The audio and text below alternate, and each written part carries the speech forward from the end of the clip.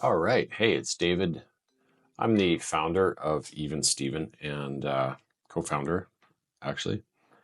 Today is February 4th, 2025, and we have just released the new version of our app, EVnSteven. It's on iOS and Android, and I'm just going to give you a quick walkthrough. So a lot of the surface level details will look the same to our existing users, but there's some few important details. So let's take a look. Oh, mic's on. Yeah, thank you, sir.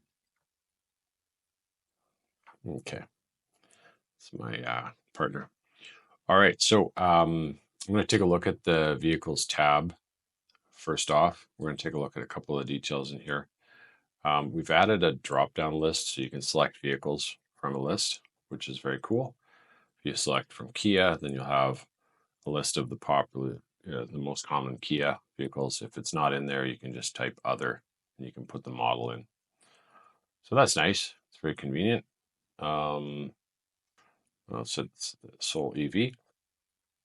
We don't have the battery sizes from those vehicles though, so you will have to look up the battery size. Okay, so the vehicle page looks pretty much the same, but we do have a tutorial on here now. So if you tap the tutorial and you press play, you'll be able to watch a tutorial that talks all about this, the vehicle page, which is should be very helpful for a lot of people. Okay, stations tab. Again, we have a tutorial. You watch the tutorial, and then when you're done with it, you just slide it back down.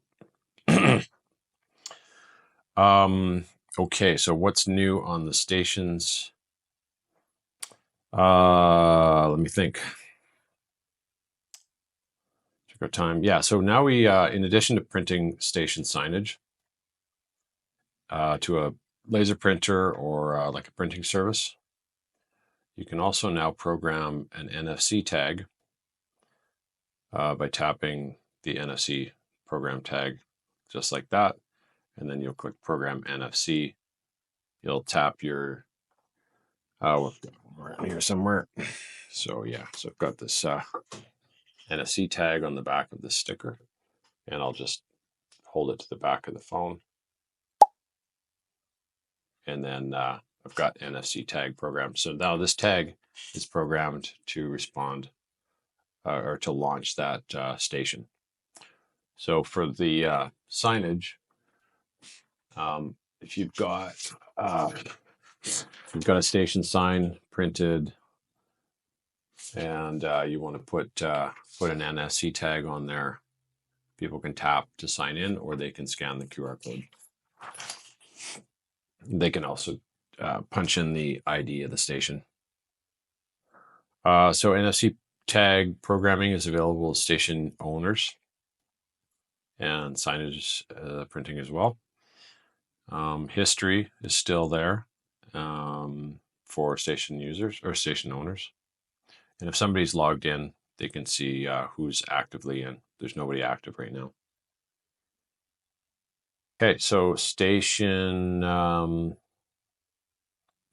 page, that's pretty much it. Although, I'm going to come back to that in a second. I'm going to start a charging session first. So I'm going to pick a station. Actually, I'm going to pick the top one here, the IIASPZ. So let's do that. We'll start a session. And that's our first one in the list up here. And then I'll pick the Rivian. I'll say it's at 39%, and I'll set it for, I don't know, 6 hours. So I'll start the session. Actually, I'm going to back up. We also have a test button now. This may not have been in the previous version. I can't recall.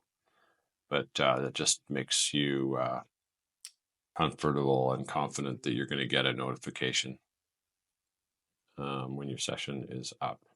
So when I check in, I get a confirmation screen. I'll complete the check-in, and now I'm active. So I'm gonna tell you more about this screen, but first I'm going to jump back to stations and point out that now the in use at the top is lit, but we can also see the expected checkout a checkout time. So if I'm wanting to use this station, if I'm somebody else, I can see that the existing user is going to probably be done at 4:30.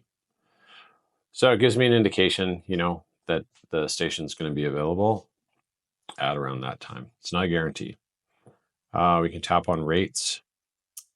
And I think that's about it for this. Yeah, so we got expected checkout, which is a new feature. All right, so now back to the existing chart or the current charging session. Just a side note, there's a tutorial on this page as well that you can play. And so they're everywhere now. But in addition, you'll see this new edit button and the toggle. So you can turn off the reminders. And you're going to have to wait 4 seconds to turn that off and then turn it back on. We're just rate limiting that so that people don't hammer our servers. And if you need to adjust your checkout time, you can just hit the pencil and then you can say, I'm going to be there for like another hour. And then when you update that checkout time, it now says 5 a.m. And if you go back to the stations, you'll see the expected checkout time is 5 a.m. So that's nice. And when you check out and report your new battery status, state of charge, and then the session, you can now do an adjustment on the time. So let's say I forgot to check in and my vehicle is plugged in for a couple hours, but I just forgot to check in. I can go check in and then I'll just make an adjustment afterwards. So I'll say, actually, I checked in, a couple hours ago. And then I'll just say forgotten check in. And then I'll just do an adjustment. And that's going to show you the original start time and end time, plus the adjusted start and end time and the adjusted duration, which is really nice. And you can mark that as reviewed. You can rate us in the store. If you give us 5 stars or 4 stars, it's going to take you to the App Store or the Play Store. If you do 3 stars, then it's going to route you to the feedback page in the app. And it's going to ask for some, I don't know, station is not, whatever. You can make a comment and then send it, and we'll get that immediately. Okay, so back to charging. Yeah, that's nothing changed there. Now let's take a look at billing. So billing, each of the tabs in the billing have tutorials now that explains in full detail. So this is the pending sessions, the payable. These are bills that have already been issued. The receivable, if you're a station owner, you'll see this. When you receive payments, you can mark them. You mark the invoices as paid. When you mark them as paid, they disappear from receivables and they go into paid. And the paid, payable, and pending are all available. They're visible to everybody, but only the receivable is available or visible if you for people who have at least one station that they own. So the pending, you can see all the sessions that are pending. If you used more than one station or a station that's owned by more, if you used stations that are owned by different people, you'll see 2 groups or 3 groups in here, and you can then inspect the sessions that are pending as well. If you've got a dispute with one of these sessions, you can dispute it. It's going to fire up an email and send it to the station owner. And they can't make an adjustment right now. That'll be in a future version, but at least you can get that conversation going. Payable, these are the bills that are due or overdue.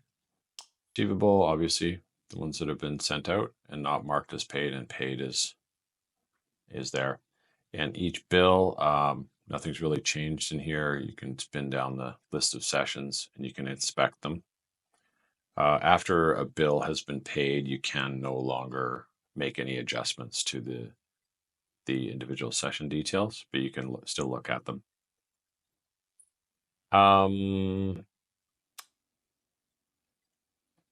And you can generate a PDF for each of the bills if you like. You can also email the bill. It'll send the bill in plain text as an email. Okay, so that's the billing page. We saw the support page. The connected icon, nothing's changed there. We just want to give you an indication if your internet's down. We've got light mode and dark mode animation switching a little nicer. Token wallet is essentially unchanged. User count, we've added the country. Actually, you know what? That was there before. No, this is unchanged. Your delete account, that's unchanged. Okay, so that's good. And then here's a big feature for our worldwide users. We now have 9 languages. So we've got English, German, Spanish, French, Dutch, Norwegian, Swedish, Chinese, and Amharic from Ethiopia. We're going to be adding more real soon. So when you switch the language, so it's switched to German, the entire user interface changes as much as possible. Yeah. So all of these translations are translated with AI as well. So if there's if you're a non-English speaker and you see some terrible grammar, please forgive us. If there's something offensive, please let us know. So let's go back to English, and the update checker is unchanged.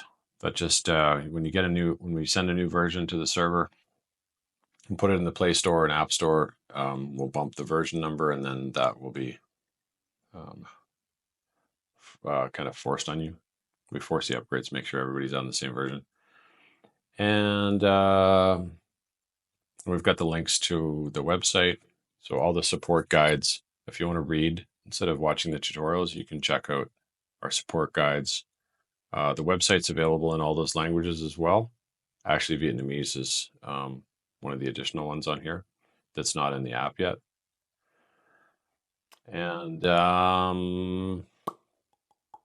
yeah, so you're still within the app when you're viewing these web links, like the support guide, the legal hub, frequently asked questions. These are still within the app, but if you want to launch out to your browser on your device, you can do it that way.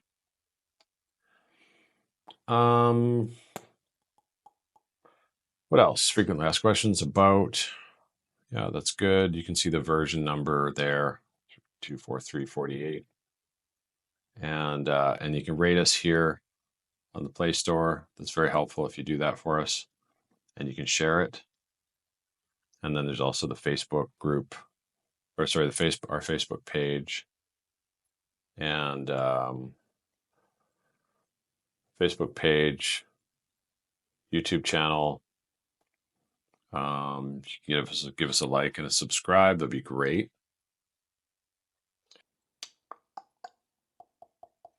X. So that's it. I think that covers the new features. So this concludes our vlog for today. We'll see you tomorrow, and I'll tell you what we've been working on, what we're working on next. Thanks very much for watching. Appreciate you, and have a great day.